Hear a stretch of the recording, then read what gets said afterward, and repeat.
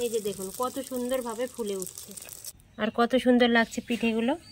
একটা ছিঁড়ে দেখাচ্ছি। এই যে দেখুন, এই যে বন্ধুরা এখানে খেজুরের গুড় বানানো হচ্ছে। দেখুন তাফালে রস জাল দেওয়া হচ্ছে খেজুর গাছ থেকে পেড়ে, সব রসগুলো এক জায়গায় করে এখন এটা জ্বালিয়ে জ্বালিয়ে গুড় বানানো হবে।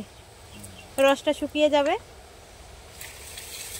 বন্ধুরা আপনারা তো দেখলেনই কেমন করে বাড়িতে খেজুরের গুড় তৈরি করা হয়, গাছ কাটা হয়। এখন ওই গুড় দিয়ে আজকের ফোলা ফোলা পোয়া পিঠা বানাবো।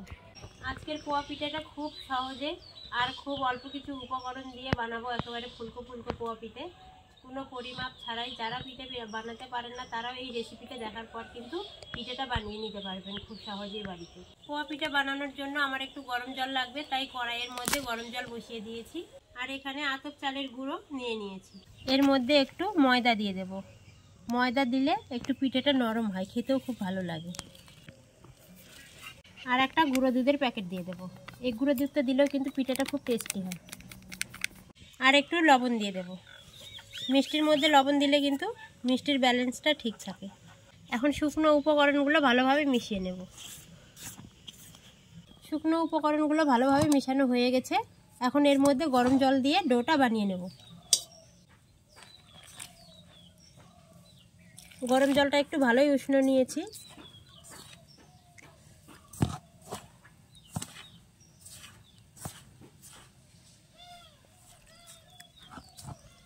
গরম জল দিয়ে ডোটা বানালে পিঠেগুলো কিন্তু একটু নরম হবে।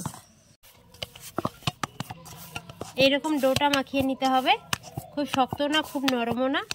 এখন এর মধ্যে ঝোলা গুড়টা দিয়ে দিতে হবে খেজুরের। যতগুলো পদ্ধতি আছে পোয়া পিঠে বানানোর, সব থেকে এই পদ্ধতিটাই কিন্তু সহজ। এখন এর মধ্যে খেজুরের ঝোলা গুড়টা দিয়ে দেব।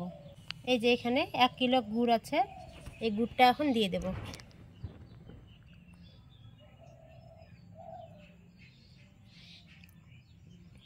আগে একটু মেখে নেব। আটাটা নরম হয়ে ছেড়ে দেবে গা।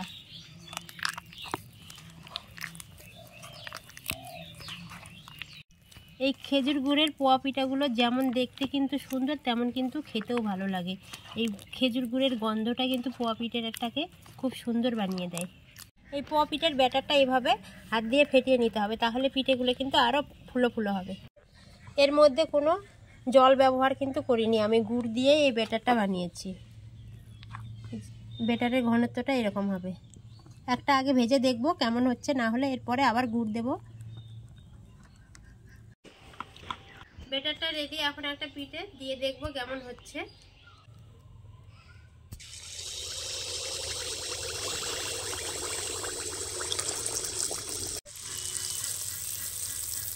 এই যে বন্ধুরা দেখুন কত সুন্দর ফুলে গেল প্রথম পিঠেটাই, তেল থেকে উঠে গেছে।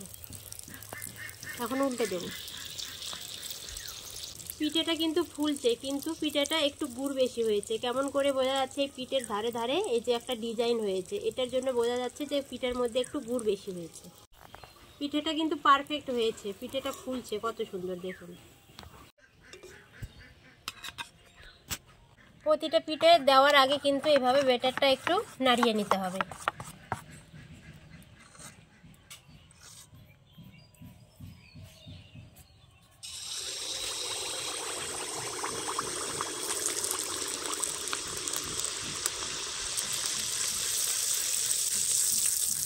এই যে দেখুন কত সুন্দরভাবে ফুলে উঠছে।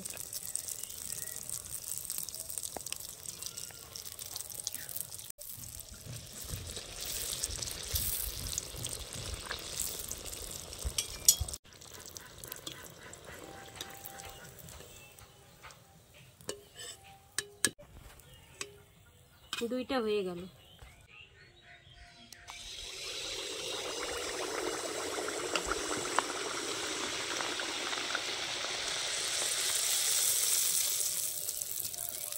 দেখুন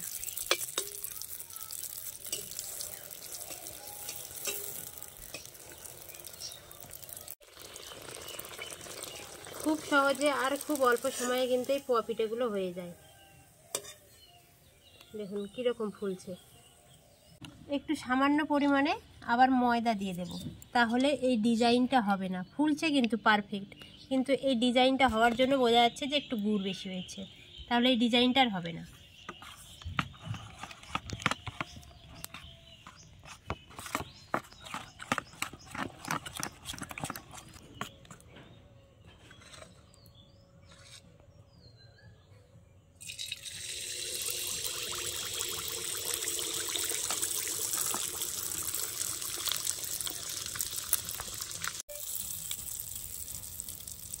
বন্ধুরা, পিঠে যদি ফোলে তাহলে কিন্তু ভাজারই ইচ্ছে করে, আর পিঠে যদি না ফোলে তাহলে কিন্তু মন টন ভেঙে যায়।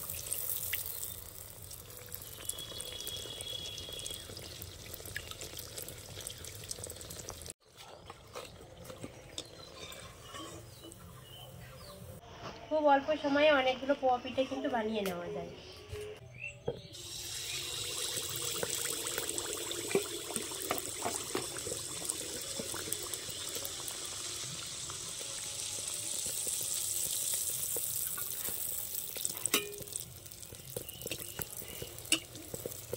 কত সুন্দর ফুলছে না বাবা?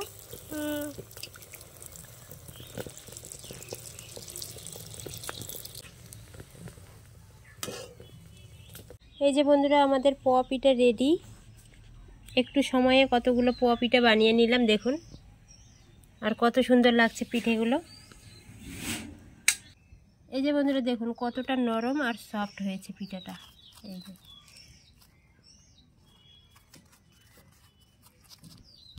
একেবারে মুঠোর মধ্যে চলে আসছে পিঠেটা। একটা ছিঁড়ে দেখাচ্ছি, এই যে দেখুন কতটা সুন্দর।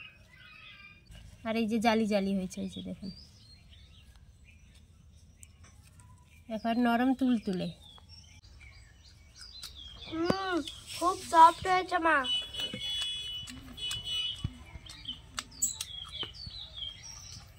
নরম তুলতুলে। এই দেখুন বন্ধুরা ভিতরটা আর কত সফট হয়েছে। বন্ধুরা, আপনারা অবশ্যই বাড়িতে এই ফুলকো ফুলকো আর নরম পুয়া পিঠে বানিয়ে খাবেন।